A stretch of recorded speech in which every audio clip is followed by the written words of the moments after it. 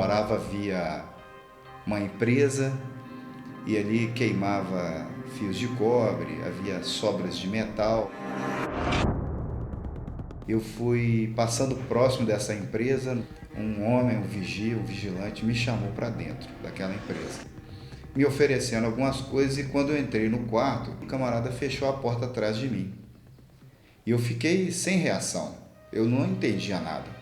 E de repente o homem se despiu e eu ali chocado. Se a gente for fazer uma recontagem de tempo, voltar atrás, hoje os meninos de 11, de 12 anos não têm a mesma capacitação mental quanto os do passado. Então, assim, eram crianças inocentes, não tinha aquele senso de maldade igual tem hoje. Os meninos hoje são mais, vamos dizer assim, espertos. E esse homem, o que ele fez? Além de se despir, ele começou a me insinuar: só abra a porta se você deixar fazer algumas coisas com você. Isso, assim, para mim foi uma coisa muito forte, muito dolorosa. Quando eu saí naquela porta, quando menino, 11 anos de idade, quando eu saí na porta, nasceu no meu coração um desejo.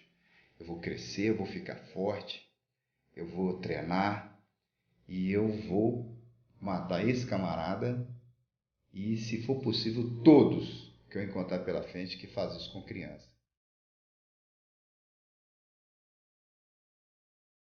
E aquela intenção de preservar a vida do meu pai, dele não ir para a cadeia, que se eu contasse para o meu pai, ele mataria o homem, com certeza. Se eu falasse isso para minha família, os meus irmãos matariam esse rapaz. Então por isso eu tive que me guardar. Eu fiquei com medo, achando que o errado, o culpado da situação era eu. Porque eu é que não deveria estar ali naquele lugar. Porque todos nós somos aconselhados a não seguir pessoas estranhas. Mas ali eu fui. E o decorrer da minha adolescência, Satanás falava na minha cabeça o tempo inteiro assim, ó: você não é homem, porque você deixou a pessoa fazer isso com você. Você deixou esse camarada usar você. Aos 17 anos aceitei Jesus de todo o meu coração. E aí foi um decorrer bem muito longo, eu tinha aceitado o Senhor Jesus, ele tinha me batizado com o Espírito Santo, mas a mágoa estava guardada lá dentro. Em 93 eu entrei para a Polícia Militar, e na Polícia Militar eu falei assim: agora eu tenho a oportunidade de fazer essas execuções. Mas quando eu ia executar alguém, o Senhor mudava meu coração e eu voltava para a igreja. Então minha vida foi esse levanta e cai. Quando foi em 2003, eu fui ao encontro. Eu falei com o Senhor: Deus, eu não mereço ser chamado seu filho. Eu peço ao Senhor hoje que o Senhor pudesse mudar minha vida. Pelo menos para me eliminar agora. Porque eu não acredito que eu vou dar conta de ser um servo de Deus. Eu não vou ter condições de ser nem crente na minha vida. Quando eu me ajoelhei, comecei a falar com o Senhor. E o Senhor começou a tratar de mim. Eu falei: Senhor Deus, eu queria ser tratado. Queria ser conhecido como um servo do Senhor. Queria ser conhecido só como um crente. Ele virou para mim e falou assim: ó, perdoa o fulano de tal. Eu falei: Senhor, mas eu nem sei o nome desse cara. Que estava doendo.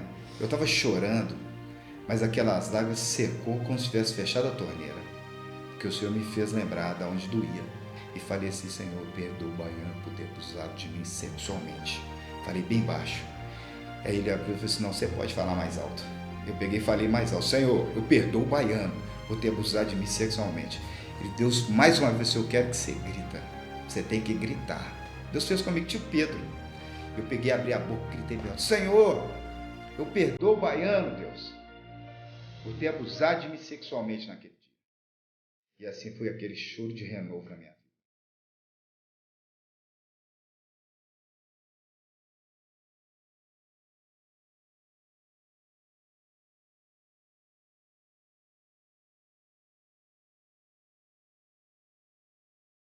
A ciência tem dado um olhar bem diferenciado a essa questão do perdão.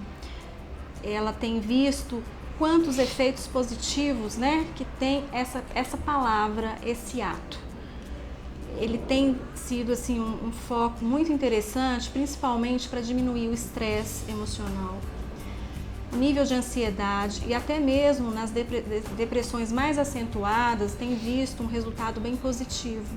As pessoas conseguem caminhar de forma mais saudável quando limpam o seu coração, a sua mente, daquilo que incomoda, daquilo que foi ferido há muitos anos atrás, daquele desconforto. E quando a pessoa percebe que ela pode fazer esse ato que a gente chama de perdão cognitivo, que na realidade é o mesmo que perdão emocional, né? Que não necessariamente eu tenho que me tornar cúmplice da pessoa, me reconciliar completamente e esquecer. Mas é um processo interno que eu posso liberar, né? Fazer com que eu consiga colocar no lugar dessa amargura, desse ressentimento, sentimentos mais positivos, como o amor, a benevolência, a compaixão. E é um processo mesmo. Não é uma coisa simples, né? Como acender e apagar uma luz. Não é da noite para o dia. Tem pessoas que demoram muito tempo e nós temos que respeitar o andamento num processo terapêutico. Tem pessoas que são mais rápidas, mas é um ato maravilhoso, é um ato heróico.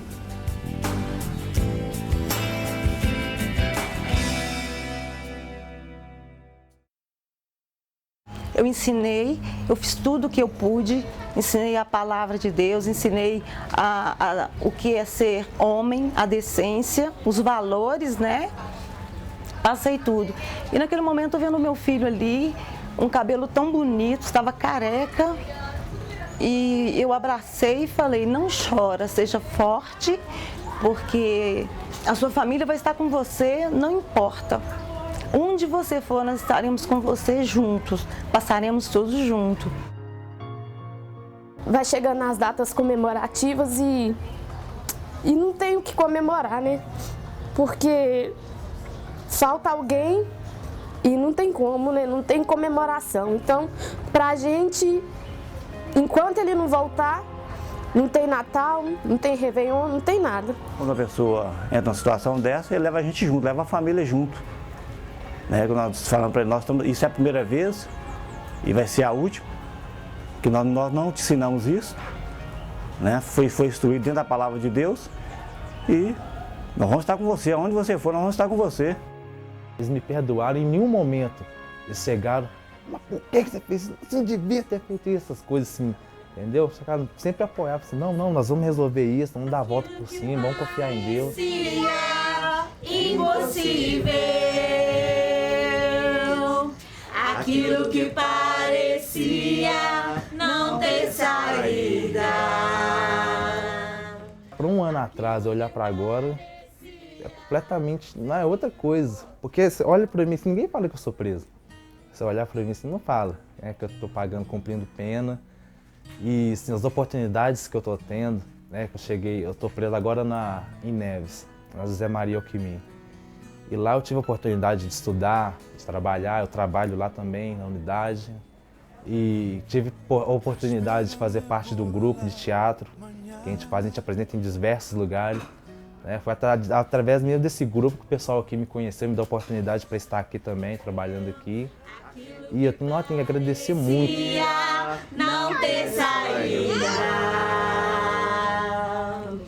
aquilo que parecia ser minha morte, mas Jesus mudou minha sorte. Sou um milagre, estou aqui. Louvado seja Deus. Te amo, papai. Beijo, abraço pra você. É importante que a pessoa tenha um comprometimento consigo mesma, que ela foque em novos caminhos, não fique presa, reprisando mentalmente, remoendo, né, as cenas que foram traumáticas, como se aquilo fosse a sua vida. Encontrar novas possibilidades, novos caminhos, mesmo diante de uma cena que tenha ferido, humilhado, maltratado.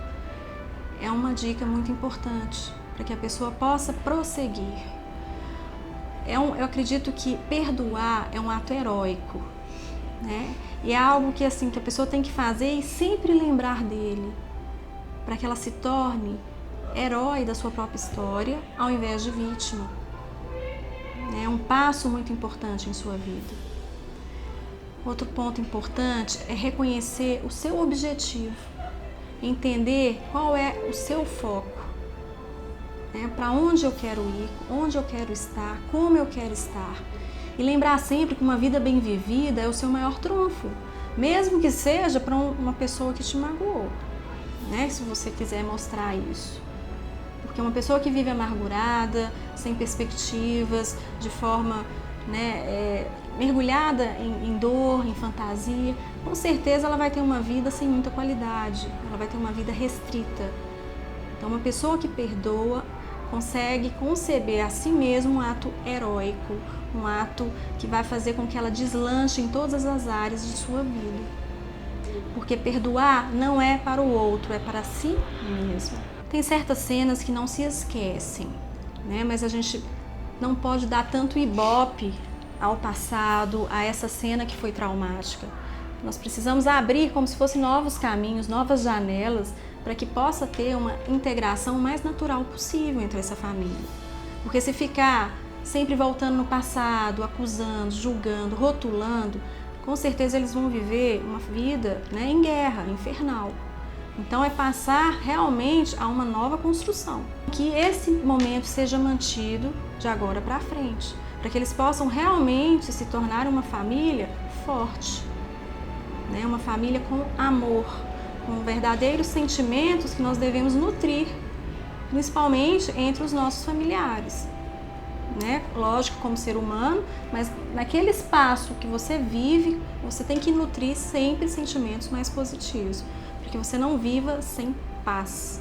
O que mais assistimos nas famílias, né, hoje em dia, é a falta do perdão, a falta de paz. Infelizmente, muitas famílias, né, nesses momentos agora como fim de ano, Natal, entrada de um novo ano, estão aí sem se falar, né, sem se olhar, sem saber notícias, né?